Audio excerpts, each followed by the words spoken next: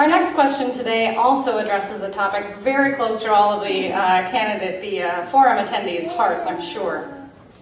And it's in regards to taxation. Chris Coleman, if you'd be the first to address this question, please. A great deal of the property in St. Paul is non-taxable because it is occupied by government buildings, nonprofit organizations, schools, and the like. That leaves individual property owners and business owners with an undue burden. How do you plan to address the issue of property taxes in St. Paul and their impact on our business community and our individual residence owners? Well, St. Paul is blessed in a lot of ways to have some great organizations and institutions. The beautiful cathedral on top of the hill doesn't pay taxes, but it certainly is a nice asset to the city. All these wonderful colleges and universities that are a critical part of the fabric of this town don't pay taxes, but they're an essential part of the well-being of the city of St. Paul. And yes, even government, the state capital. We are the state capital, and that's an okay thing. The fact of the matter is that also means that we have visitors that come from across the state of Minnesota to come and see, to participate in government, taking school children down for field trips. But the fact of the matter is, that question is correct. There's about 25% of the property in the city of St. Paul doesn't pay taxes. Now, it doesn't mean they don't pay anything. That's where some of the fees, the street and sewer maintenance fees and some of those other things do get paid. My predecessor, when he was first dealing with the cuts that the Paletti administration was making, one of the responses that he had was to raise those fees dramatically to try to capture some money from the non-tax-paying entities. Property taxes are not a particularly good way to raise money. They're regressive. They make it very difficult for people on fixed incomes. But the fact of the matter is we have lost over $155 million in local government aid since 2003. But our obligation to put police officers on the street, our obligation to fight fires, our obligation to run medic runs hasn't changed. And we need to figure out a way to be able to do those things. Thank you. Eva Ing, same question. Well, we have to look at our property or assets in St. Paul. We have performing assets and non-performing assets. Well, performing assets means they produce a revenue, and non-performing means they don't produce a revenue. And some of them, worse than that, are not only non-performing, they're also cash drains.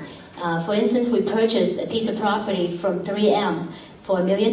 We're very happy to have it because I think it's a very scenic piece of property, but it's now fenced in. It's sitting there, not doing anything. Meanwhile, we have to pay to maintain it, so therefore it becomes a cash drain. So we need to minimize the number of properties that are cash drains and turn them into performing assets whenever we can. And we cannot do something with that. We might consider what they call divesting, meaning to sell it to somebody who's a responsible owner and let them turn it into a revenue-producing asset.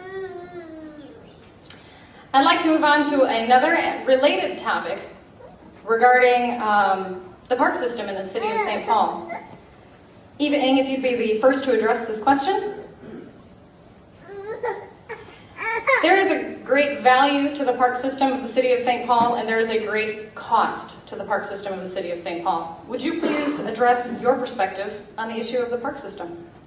Well, that was exactly perfectly phrased. Yes, it's a great value to St. Paul because it's really part of the nice scenery, the landscape that we do have. It is a wonderful asset for St. Paul. But yes, it comes with a price. 580 full-time employees are part of that system. That is a huge complement of people that we do employ. And I'm looking at it. I see opportunity there where we can streamline some costs out of the general fund from this particular department. There is a lot of opportunity. I have not investigated fully into it, so I will come up with more answers further down the road. Thank you. Chris Coleman, same question. Well, one of the areas that's really been, quite frankly, I think hit hardest by some of the budget challenges that we have is our Parks and Rec department in the city of St. Paul. We had 43 rec centers in the city of St. Paul, 41 that the city was operating when I took office. In 2006, my park director came to me with a proposal that really just kind of, closed down, fewer hours in the building, fewer services available, And I asked them to put a plan together that was different than that. Didn't just kind of reduce and choke the life out of the system, but really made some fundamental changes in that system. He came back later with a proposal that ended up resulting in 8 rec centers closing in the city of St. Paul. That was a really tough decision. But we knew that if we closed 8 rec centers in the city, we could not only save a significant amount of money, but we could invest some of the money that we were saving back into the facilities that we continue to operate. So that it wasn't just somebody rolling a ball out and saying, go ahead kids, play. It was someone that was engaging with those kids after school, having them participate in educational opportunities, working with families, working with seniors. In our 2010 budget, we have a proposal to close another 8 rec centers. Those are hard decisions, but we know that we can streamline those services, but we know we can also continue to use some of the savings to reinvest in the facilities that we continue to operate. Our park systems are one of the real jewels. I grew up in that park system. No one is more passionate about that park system than I am, but we've had to make some tough choices, and we have done that. Thank you. Eva Ng? I could rebut that a little bit. Like I said, that park system, there is a lot of opportunity where we save money in that area.